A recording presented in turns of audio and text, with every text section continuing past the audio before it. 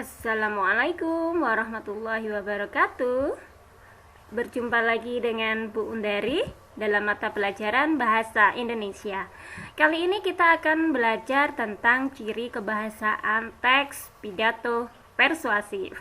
Materi ini ada di kelas 9 semester Gasal.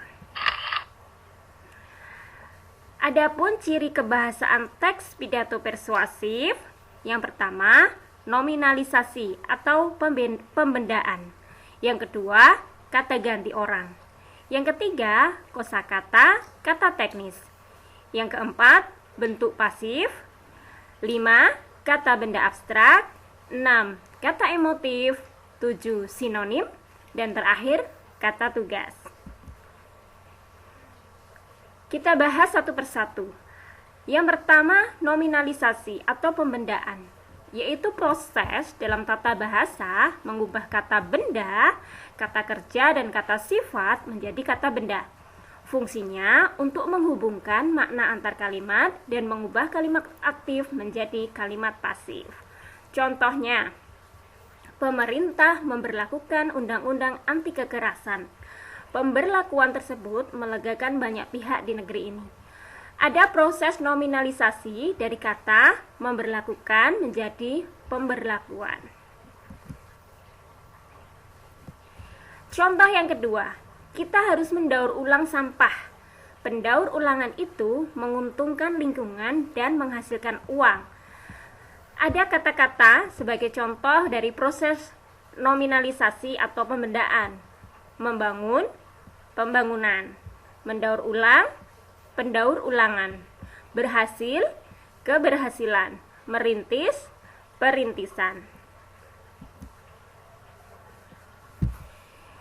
Yang kedua, kata ganti orang. Kita tahu bahwa kata ganti bisa berupa dia, mereka, bangsa Indonesia, warga negara. Contohnya, mereka tidak menyadari bahwa hal itu merusak lingkungan. Mereka merupakan kata ganti orang.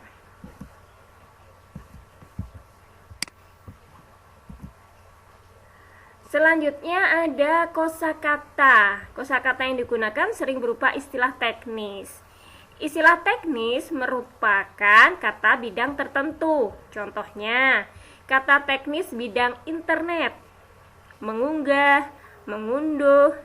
Kata teknis bidang biologi, ada ekosistem, habitat, dan lain sebagainya. Bentuk pasif. Ciri kalimat pasif menggunakan awalan di. Contoh,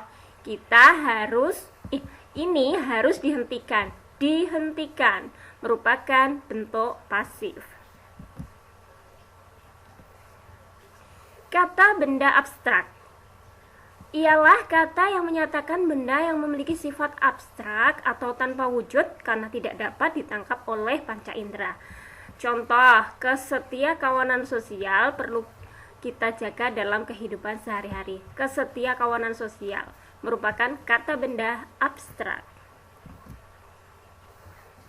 Kata emotif. Kata emotif ialah kosakata yang ada hubungannya dengan emosi atau perasaan yang dapat membuat pendengar tersentuh emosinya ketika menyimak atau membaca. Contohnya, penggunaan sumber daya kita secara berlebihan akan menghancurkan tanah. Ini menyentuh ranah emosi. Sinonim, persamaan kata atau padanan makna dari kata. Sikap individualistis tidak sesuai dengan kepribadian bangsa kita. Egois merupakan sikap yang perlu diperbaiki. Individualistis dan egois merupakan sinonim karena memiliki persamaan kata.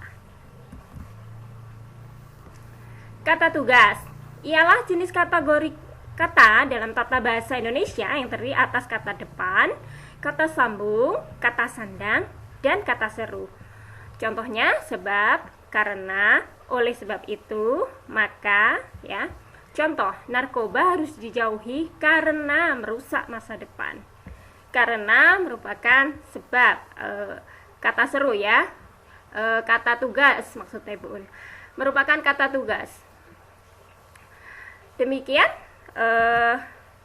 pembahasan kita tentang aspek kebahasaan dari teks pidato persuasif. Terima kasih, semoga bermanfaat.